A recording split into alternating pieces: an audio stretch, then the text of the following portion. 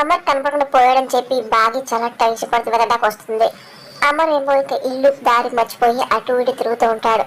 అప్పుడు ఒక చోట ఆగుతాడు. అప్పుడు అనుకోకుండా బాగి ఫ్రెండ్ అటు వెళ్ళి చూసి అమర్ కదా అని చెప్పి దగ్గరికి వెళ్ళి పలకరిస్తూ ఉంటుంది.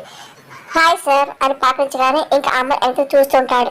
ఏంటి నేను మీకు తెలుసా అని చెప్పి ఇంకా అమర్ అడుగుతూ ఉంటాడు.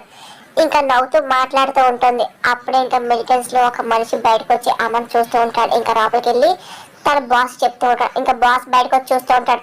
ఇంకా అమర్ మీద చాలా ఆవేశంగా కోపంగా చూస్తూ ఉంటాడు. నిజంగా నాకు అసలు ఏం గుర్తులేదు అని చెప్పి బాగీ ఫ్రెండ్ మాట్లాడి ఇంకా విన్నాక అమర్ అంటూ ఉంటాడు. సరే సరే ఒక్క నిమిషం ఆగండి, నేను బాగీ కాల్ చేస్తా అంటూ బాగీ ఫ్రెండ్ ఇంకా బాగీ కాల్ చేస్తుంది. ఇంకా అమర్ అలాగే చూస్తూ ఉంటాడు. అప్పుడు ఇంకా మిలిటెన్స్ అదే పనిగా ఆ బాస్ అమర్ చూస్తూ ఉంటాడు. ఇంకా పగ తీర్చడానికి సిద్ధమవుతూ ఉంటాడు.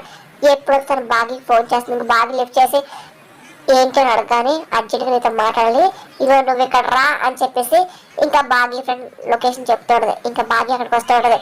ఈలోగా వచ్చే లోపల ఇంకా బాగీ ఫ్రెండ్ అటు చూస్తుంది. అదేంటి ఇప్పుడు దాకా అమ్మసారి ఇక్కడ ఉన్నారు కదా, అదేంటి సడన్గా మాయైపోయాడు అని చెప్పి బాగీ ఫ్రెండ్ టెన్షన్ గా అటు చూస్తుంది. అనుకున్న విధంగా మిలిటెన్స్ అమ్మని కిడ్నాప్ చేసి బంధిస్తారు. ఇంకా చాలా ఆశపడుతుంటే అమ్మకి అసలు ఏం అర్థం అసలు వీళ్ళెవరు నన్ను బంధించని చెప్పి చూస్తూ ఉంటారు. వాళ్ళు అదే అమ్మని కత్తిపెట్టి బెదిరిస్తూ ఉంటారు. ఇంకా అమ్మ ఆయన సిచ్యువేషన్ లో అలా చూస్తూ ఉంటారు. ఏమైంది ఏంటి అని చెప్పేసి బాగా అడుగుతూ ఉంటారు.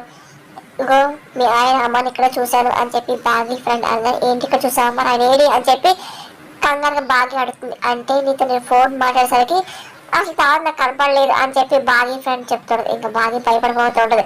ఇంకా టెన్షన్ పడుతుంది. అనుకున్న విధంగా అమ్మని ఇంకా చంపడానికి మిలిటెన్స్ లో బాస్ వెళ్ళి ఇంకా గన్ ఏం చేస్తూ ఉంటాడు. కానీ అమర్కి అసలు ఏం అర్థం కాదు. వీళ్ళు ఏం చేస్తే టెన్షన్ తో అలాగే ఏమైనా చూస్తూ